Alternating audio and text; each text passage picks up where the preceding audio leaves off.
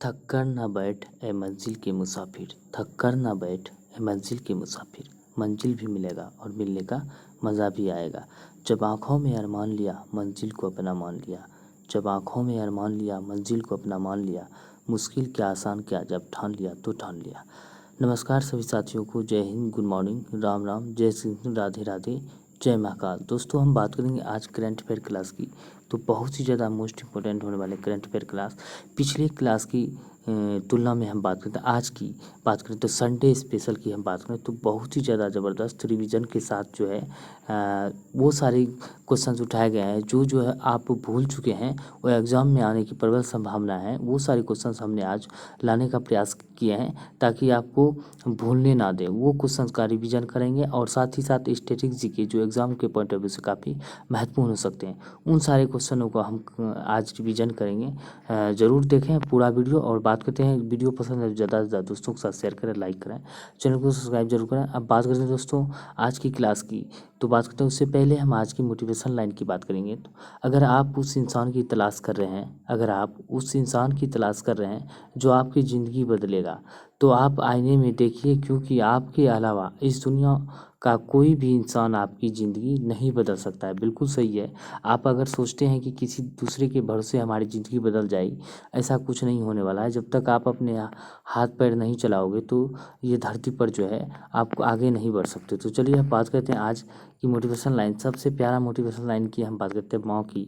तो मिल जाएंगे कई प्यार करने वाले, माँ के जितना कोई करे तो बताना। तो सही बात है, मिल जाएंगे आपको कई सारे प्यार करने वाले, गर्लफ्रेंड बॉयफ्रेंड जो भी होते हैं सब, वो सारे आपको बहुत सारे प्यार मिलेंगे, लेकिन माँ के जितना अगर कोई प्यार करके दिखाएगा तो वो बताएं। जो अगर कोई है तो इसके अलावा कोई प्यार करने वाला, तो वो ज़रूर बताएं कमेंट करके। चलिए हम बात करते हैं आज की सवाल की। तो हम बात कर लेते हैं आज की सवाल की। तो आज का हमारा सवाल है, यहाँ पे देख सकते हैं काफ़ी मेहनत हुआ है। सारे क्वेश्चनों को हमने छाँट छाँट के चुन चुन के लाए, जो कि एग्ज़ाम के पॉइंट ऑफ व्यू से काफ़ी मोस्ट इंपोर्टेंट वीवीआई कर सकते हैं। तो ज़रूर वीडियो को ज़्यादा से ज़्यादा शेयर करें और इस वीडियो में आपको ज़्यादा से ज़्यादा प्यार दिखाना है, कमेंट करना है और लाइक भी करना है, ताकि हम इससे भी ज़्यादा और अच्छा करने का प्रयास करेंगे आगे चल के। चलिए तो हम बात करते हैं आज की पहले सवाल की। तो आज का हमारा पहला सवाल है, महारत्न कंपनी की संख्या की बात। तो हाल ही में पहले 12 हुआ करता था, लेकिन अब 13 हो चुका है। महारत्न कंपनी की बात करते हैं 13, और नवरत्न कंपनी भी 13, दोनों बराबर हो चुके हैं, ये आपको याद रखना है। अब बात करते हैं ब्लू फ्लैग बीच की संख्या की बात करते हैं। भारत में ब्लू फ्लैग बीच की संख्या की बात करते हैं। कुल 12 बीच है जिसे ब्लू प्रमाण पत्र मिला हुआ है, ये आपको याद रखना है। अब बात करें यूनेस्को अमूर्त धरोहर की बात करें तो कौन से हैं? 14 है, वर्तमान में 14 है। 14वां कौन सा है? दुर्गा पूजा है। बंगाल का दुर्गा पूजा जो है यूनेस्को अमूर्त धरोहर में शामिल हुआ है, ये आपको याद रखना है। अब बात करें यूनेस्को विश्व धरोहर की बात करें तो भारत में संख्या कितने हैं? 40 है। तो किसमें 7 प्राकृतिक है, कितने? 7 प्राकृतिक है और 32 सांस्कृतिक है। 32 सांस्कृतिक, और बात करते हैं कल्चरल 37 है, 37, और 32 है, ये आपको 37 नहीं 32 है, 7 हो गया। ये है प्राकृतिक है, और एक जो है मिश्रित है जिसे सिक्किम है कंचनजंगा, ये आपको याद रखना है। अब बात करते हैं नेक्स्ट की। तो नेक्स्ट की हम बात करते हैं भारत में कुल रामसर साइट की संख्या की बात करते हैं। 75 है, लेकिन हाल ही में एक और रामसर साइट जो है उसे अभी मोहर नहीं लगा हुआ है, मोहर जिससे लग जाएगा 76 हो जाएगा, ये आपको याद रखना है। वर्तमान में कुल 75 है, मोहर लगते हैं हम आपको अगले वीडियो में जो है रिवीजन करा देंगे, वो भी आपको याद रखने है। अब बात करें यूनेस्को में शामिल भारतीय शहरों की संख्या की बात करते हैं। यूनेस्को में शामिल है भारत की शहर अहमदाबाद है और जयपुर है। अहमदाबाद कब शामिल हुआ था? 2017 में जो अहमदाबाद शामिल हुआ था, और 2019 में हम बात कर लेते हैं ये जयपुर शामिल हुआ था, ये आपको याद रखना है। अब बात करते हैं नवरत्न कंपनी की बात करें तो संख्या वर्तमान में 13 हो चुका है। नवरत्न महारत्न दोनों कंपनी की संख्या जो है 13 हो चुका है। अब बात कर लेते हैं और भी ज़्यादा मोस्ट इंपोर्टेंट कि देख सकते हैं क्वेश्चन में कितनी मेहनत हुए हैं। ये सारे के सारे पीडीएफ आपको जो है वीडियो के नीचे टेलीग्राम के इसमें PDF जो है आपको वीडियो के नीचे टेलीग्राम का लिंक दिया गया है, वहाँ से आप ज्वाइन करें। ये सारे के सारे PDF आपको जो मिल जाएंगे। संडे स्पेशल हम आपको पहले भी वादा कर चुके थे, आपको PDF जरूर देंगे। इतना सारा कंटेंट जितने भी एक वीक में 1 वीक में हम जितने भी क्वेश्चंस कराए हैं, सारे के सारे वन लाइनर में विथ मोटिवेशन लाइन के साथ आपको मिल जाएंगे। तो ज़रूर जाके वहाँ पे ज्वाइन करें और टेलीग्राम में यह PDF भी डाउनलोड कर सकते हैं। अब बात कर लेते हैं 36वां राष्ट्रीय खेल की। तो गुजरात में आयोजित हुआ है 36वां राष्ट्रीय खेल, और 37वां राष्ट्रीय खेल की बात करते हैं गोवा में आयोजित होगा। 36वां हाल ही में गुजरात में हुआ है, और 37वां जो गोवा में आयोजित होगा, ये भी आपको ध्यान रखना है। अब बात करते हैं क्वेश्चन का, जो देख सकते हैं कितना मेहनत हुआ है क्वेश्चन। तो 5वां खेलो इंडिया यूथ गेम की बात करें तो कहाँ पे हुआ है? 5वां खेलो इंडिया यूथ गेम की बात करें तो ये MP यानी कि मध्य प्रदेश में हुआ है। अगर वहीं पहला पूछे तो कहाँ हुआ है, तो पहला दिल्ली में हुआ है। ये आपको पहला दिल्ली में, और 5वां की बात करते हैं MP में आयोजित हुआ है। तीसरा खेलो इंडिया यूनिवर्सिटी गेम की बात करें तो तीसरा खेलो इंडिया यूनिवर्सिटी गेम की हम बात करें तो उत्तर प्रदेश में हुआ है। पहला कहाँ हुआ था? भुवनेश्वर में हुआ था पहला, ये आपको याद रखना है। अब बात करें तीसरा खेलो इंडिया विंटर गेम की बात करें, तीसरा खेलो इंडिया विंटर गेम कहाँ पे हुआ है? जम्मू कश्मीर में। पहला भी जम्मू कश्मीर के गुलमर्ग में हुआ था, और तीसरा भी जम्मू कश्मीर में हुआ है, ये आपको याद रखना है। अब बात करते हैं 22वां कॉमनवेल्थ गेम 2022 की। तो 22वें नंबर का कॉमनवेल्थ गेम है, 2022 में हुआ था। कहाँ पे? बर्मिंघम इंग्लैंड में हुआ था, ये आपको याद रखना है। अब बात करते हैं 33वां ओलंपिक खेल की बात करें तो 24 में कहाँ पे हुआ? पेरिस में हुआ। जो कि 32वां कहाँ हुआ है? तो 32वां की बात करें टोक्यो में हुआ है, ये आपको याद रखने हैं। अब बात करते हैं 22वां फीफा 2022 कतर, मतलब 22वां फीफा वर्ल्ड कप की बात करें तो 22वां 2022 में हुआ है फीफा वर्ल्ड कप। कहाँ पे? कतर दोहा में आयोजित हुआ है, ये आपको याद रखना है। 22वें क्रम का फीफा है, कतर में हुआ है। 22वें क्रम का कॉमनवेल्थ गेम है, 2022 में हुआ, तो बर्मिंघम इंग्लैंड में, ये आपको याद रखना है। अब बात करते हैं 44वां शतरंज ओलंपियाड की बात करें तो कहाँ पे हुआ है? 44वां शतरंज ओलंपियाड की बात करें चेन्नई भारत में आयोजित हुआ है, ये आपको याद रखने हैं। अब बात करते हैं बिहार से संबंधित क्वेश्चंस की। मोस्ट इंपॉर्टेंट है आत्मनिर्भर बिहार के 7 निश्चय 2, यानी कि आत्मनिर्भर बिहार के जो 7 निश्चय 2 की हम बात करते हैं, काफ़ी महत्वपूर्ण हो सकते हैं। कौन कौन से पॉइंट है 7 निश्चय 2 की? वित्तीय वर्ष 23-24 के लिए हम बात करते हैं, यह जो है काफ़ी इंपॉर्टेंट हो सकते हैं 2023-24 के एग्जाम के पॉइंट ऑफ व्यू से। बात करते हैं वित्तीय वर्ष 2023-24 में 7 निश्चय 2 अंतर्गत कुल 5,000 करोड़ रुपये की उपबंध किया गया है। कितना? 5,000 करोड़ रुपए की उपबंध किया गया है, जिसमें कि हम बात कर लेते हैं पहला जो है, इसमें जो है निश्चय में पहला 7 निश्चय में हम बात करते हैं 7 निश्चय 2 में हम बात करते हैं। पहला क्या है? युवा शक्ति बिहार प्रगति। युवा शक्ति बिहार प्रगति, ये आपको याद रखना है, पहला पॉइंट है, ये आपको ध्यान रखना है। इसके अंतर्गत उतना नहीं पूछे जाएंगे, लेकिन इसमें क्या है? बिहार इसमें है युवा के प्रगति के लिए पर राज्य के प्रत्येक पॉलिटेक्निक संस्थान में ये सारे पढ़ने लिखने के संबंध में है। इनकी युवा शक्ति बिहार की प्रगति है। दूसरा पॉइंट की हम बात करते हैं सशक्त महिला सक्षम महिला, ये आपको याद, ये सारे आपको ऑप्शन में मिलेंगे।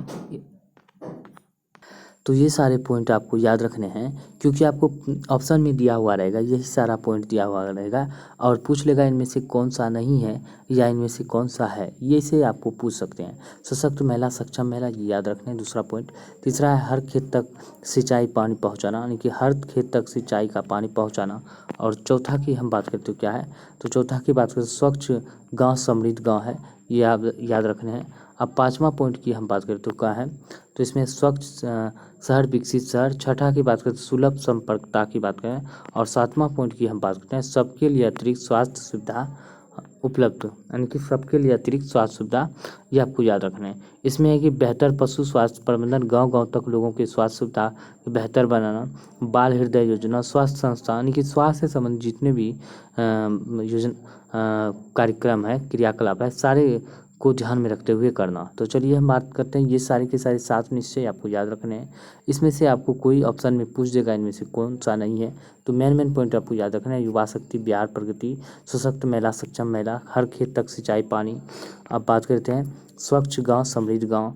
बात करते हैं 5वां की बात करें तो स्वच्छ शहर विकसित शहर, सुलभ संपर्कता, और बात करते हैं सबके लिए अतिरिक्त स्वास्थ्य सुविधा। ये सारे पॉइंट सातों को सातों आपको याद रख लेने हैं। चलिए हम बात करते हैं और ये क्वेश्चन क्या पूछे जा सकते हैं। 23-24 में 7 निश्चय 2 के अंतर्गत 5,000 करोड़ रुपये का उपबंध किया गया है, ये आपको याद रखने हैं। अब बात कर लेते हैं, काफ़ी मोस्ट इम्पोर्टेंट क्वेश्चंस है। प्रमुख सम्मेलन बैठक कॉन्फ्रेंस 2023 में अध्यक्षता, यानी कि कोई भी यानी सम्मेलन हुआ है या बैठक हुआ है, कॉन्फ्रेंस हुआ है 2023 में, उसकी अध्यक्षता किस देश के द्वारा किया गया, वो सारे आपको पॉइंट याद रखने हैं। चलिए हम बात करें, इसका पहले भी हम रिविजन करा चुके हैं, ये आपको याद रखने हैं। एससीओ की बैठक यानी कि सम्मेलन की अध्यक्षता की बात करें तो भारत ने किया है। G20 की बात करते हैं भारत के द्वारा किया जा रहा है, हाल ही में हो ही रहा है, ये आपको याद रखना है। G7 की बात करें तो जापान के द्वारा किया गया है। आप बात करते हैं आसियान की बात करें तो 2023 में इंडोनेशिया के द्वारा किया गया है। और बात करते हैं अगर 20 की बात करें 2024 में, अगर बात करें 2024 में अध्यक्षता कौन करेगा, तो ब्राज़ील देश करेगा, ब्राज़ील देश, ये आपको याद रखना है। अब बात करते हैं क्वाड सम्मेलन 2023 की, तो जापान के द्वारा किया गया। क्वाड सम्मेलन 2023 की अध्यक्षता जापान के द्वारा। ब्रिक्स की बात करें 2023 की, तो दक्षिण अफ्रीका के द्वारा किया जाएगा, ये आपको याद रखने हैं। यानी कि आप देख सकते हैं यहाँ के सारे सिंबल भी दिया हुआ है, जितने भी सम्मेलन है उसका सिंबल नीचे में दिया गया, ये आपको याद रखना है। चलिए हम बात करते हैं नेक्स्ट क्वेश्चन की ओर बढ़ते हैं। तो हम बात करते हैं नेक्स्ट क्वेश्चन की, तो इंटरनेशनल शूटिंग। अब बात करते हैं इंटरनेशनल शूटिंग स्पोर्ट फेडरेशन यानी कि ISSF की बात करें तो यह ओलंपिक शूटिंग स्पर्धाओं का शासी निकाय है। यह कई गैर ओलंपिक शूटिंग खेल आयोजनों को भी नियंत्रित करता है। तो इसका हमको बात याद रखना है, सिर्फ इसका स्थापना कब हुआ था, 1907 में, यानी कि ISSF का स्थापना 1907 में। मुख्यालय कहाँ पे है, म्यूनिख जर्मनी में। कहाँ पे, म्यूनिख जर्मनी में, ये आपको याद रखने हैं, शूटिंग से संबंधित है। अब बात कर लेते हैं नेक्स्ट की, तो नेक्स्ट की अगर हम बात कर लेते हैं तो यहाँ पे दिया गया क्वेश्चन की बात करते हैं। न्यू अमरावती रेलवे स्टेशन बना मध्य रेलवे का तीसरा पिंक स्टेशन, यानी कि न्यू अमरावती रेलवे स्टेशन की हम बात कर लेते हैं, तो मध्य रेलवे का तीसरा पिंक स्टेशन बना। पिंक स्टेशन का मतलब क्या होता है, महिलाओं द्वारा संचालित वो स्टेशन, जो सारे के सारे महिलाएं कर्मचारी होते हैं और उसी के द्वारा वह संचालित किया जाता है, उसी को पिंक रेलवे स्टेशन कहते हैं। पहला कौन सा है, तो बात करते हैं तीसरा कौन सा है, न्यू अमरावती रेलवे स्टेशन बना मध्य रेलवे का तीसरा पिंक स्टेशन, कौन सा, न्यू अमरावती रेलवे स्टेशन, ये आपको याद रखना है। अब बात करते हैं पहला कौन सा है, सबसे पहला जो मटुंगा रेलवे स्टेशन था, जो पूर्ण रूपेण महिलाओं से द्वारा संचालित है, महिलाओं द्वारा, वही बात करते हैं। अब अमरावती रेलवे स्टेशन भी, न्यू अमरावती भी महिलाओं द्वारा संचालित किया जाएगा। बात करते हैं दूसरा की, तो नागपुर डिवीजन का अजनी स्टेशन भी है, महिलाओं के द्वारा पूर्ण रूप से संचालित रेलवे स्टेशन है। अब बात करते हैं पहला लता दीनानाथ पुरस्कार की बात करें, तो पहला लता दीनानाथ पुरस्कार की बात करें पीएम मोदी के द्वारा, पीएम मोदी को दिया गया है पहला लता दीनानाथ पुरस्कार। और दूसरा की बात करते हैं आशा भोसले को दिया गया, ये आपको याद रखना है। वित्त वर्ष 2023 में भारत का सर्वाधिक निर्यात वाला जिला की बात करें, तो वित्त वर्ष 2023 में भारत का सर्वाधिक निर्यात जिला जामनगर रहा, ये आपको याद रखने हैं। अब बात करते हैं प्रतिष्ठित संतोकपा मानवतावादी पुरस्कार मिला है किसे, प्रतिष्ठित संतोकपा मानवतावादी पुरस्कार की बात करते हैं सोनम वांगचुक को मिला है, किसे, सोनम वांगचुक को। हाल ही में गठित भारत की पहली नेत्रहीन महिला क्रिकेट टीम की कप्तान, तो हाल ही में गठित भारत की पहली नेत्रहीन महिला क्रिकेट टीम की कप्तान की बात करते हैं सुषमा पटेल है, ये आपको याद रखने हैं। अब बात करते हैं नेक्स्ट की, निर्वाचन आयोग ने हाल ही में किस राजनीतिक दल का राष्ट्रीय दर्जा समाप्त कर दिया है, तो निर्वाचन आयोग ने हम बात कर लेते हैं BSP, NCP, CPI, यानी कि पहले हम बात करते हैं 8 राष्ट्रीय राजनीतिक पार्टी हुआ करता था, इन तीनों के जो है राष्ट्रीय पार्टी का दर्जा इन तीनों से छीन लिया गया हाल ही में, BSP, NCP और CPI, इन तीनों से जब छीन लिया है तो अब कितना बचा है, 5 बच गया। उसमें से हम बात करते हैं नए पार्टी की, हम बात करते हैं आप, यानी कि आम आदमी पार्टी के जो है राष्ट्रीय राजनीतिक दल का दर्जा मिला है। तो अब मिलकर कुल मिलाकर हम बात करें राष्ट्रीय राजनीतिक दल 6 हो गया है, कितना, 6, ये आपको याद रखना है। और आप पार्टी की स्थापना की बात करें तो 2012 में हुआ था, कब, 2012 में आम आदमी पार्टी का गठन किया गया था। और बात करते हैं हाल ही में इसे राजनीतिक पार्टी का दर्जा भी मिल चुका है।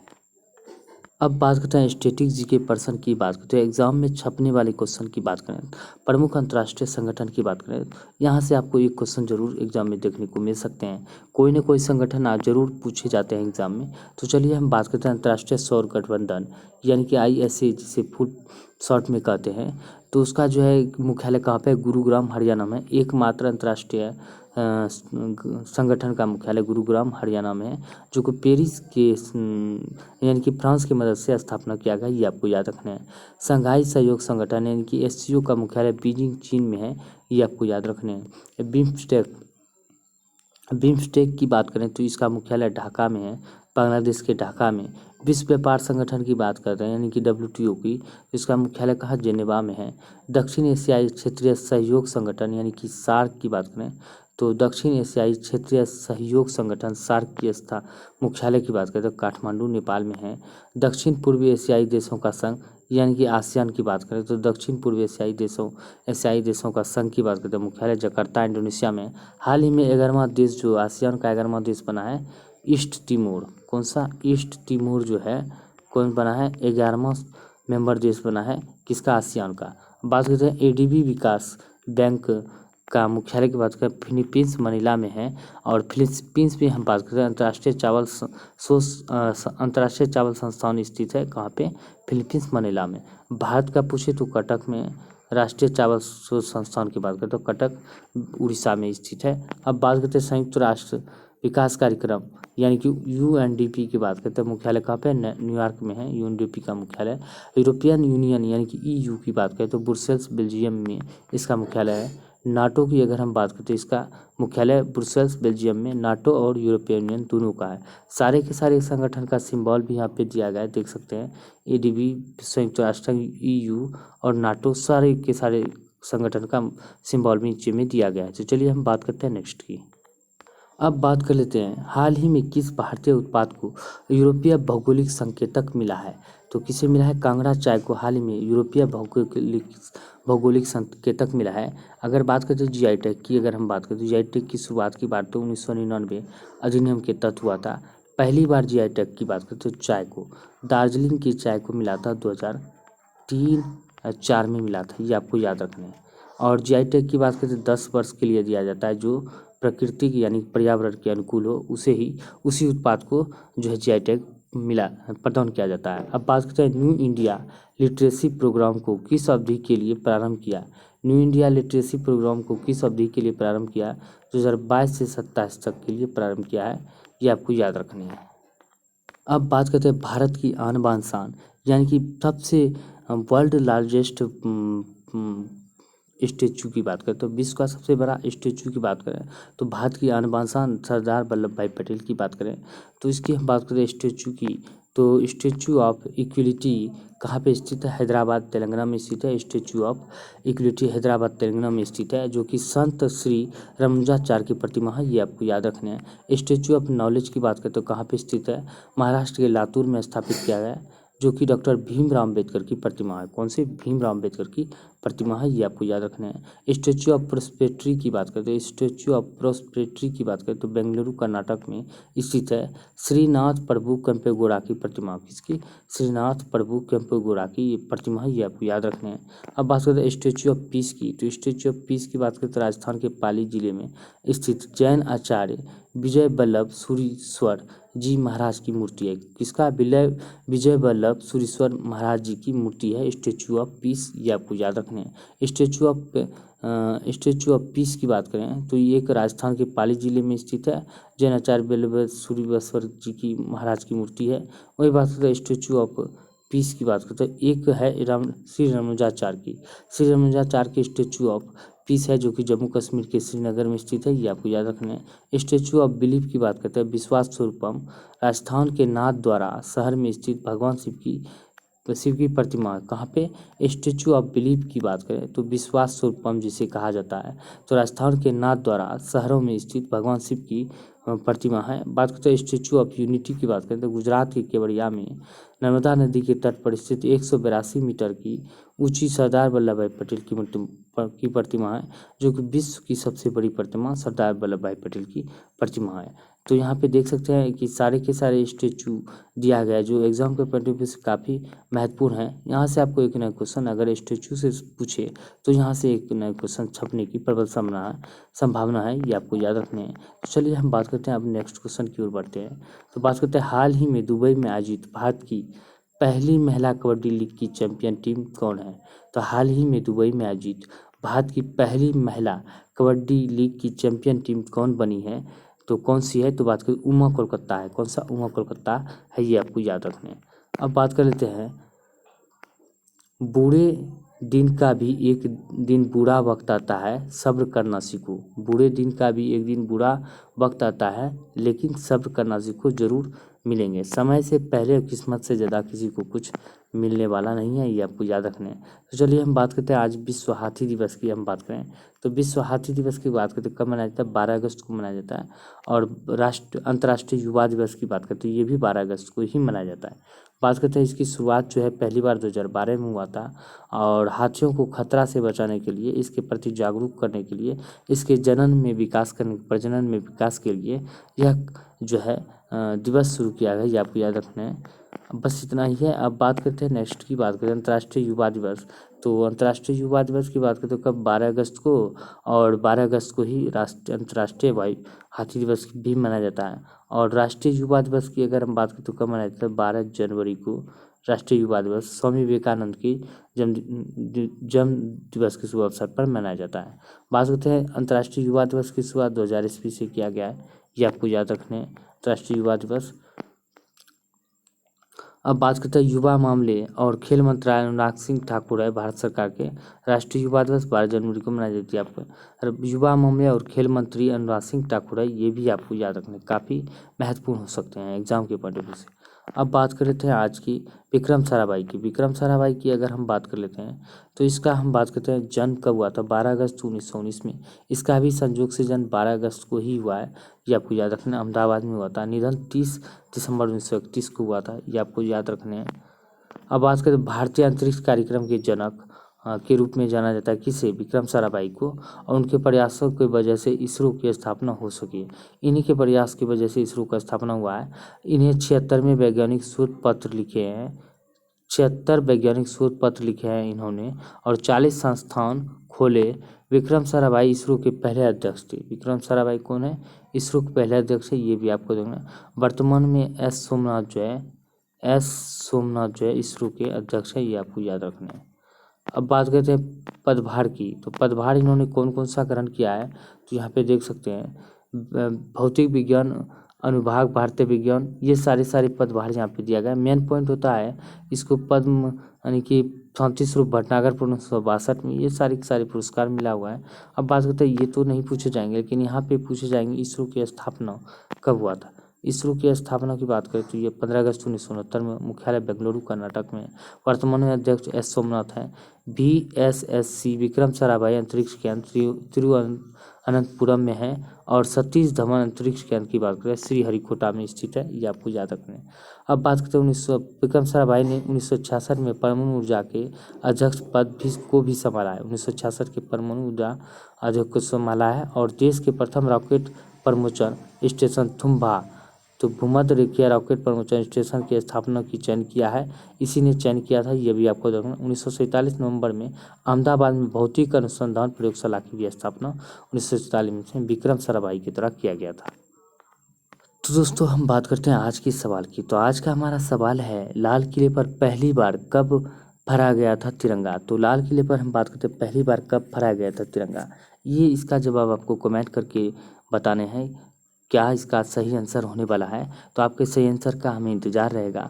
तो बात करते हैं दोस्तों, आज की वीडियो आपको कैसा लगा जरूर कमेंट करके बताएं, और कुछ सुझाव देना तो कमेंट करके जरूर सुझाव देना ना भूलें।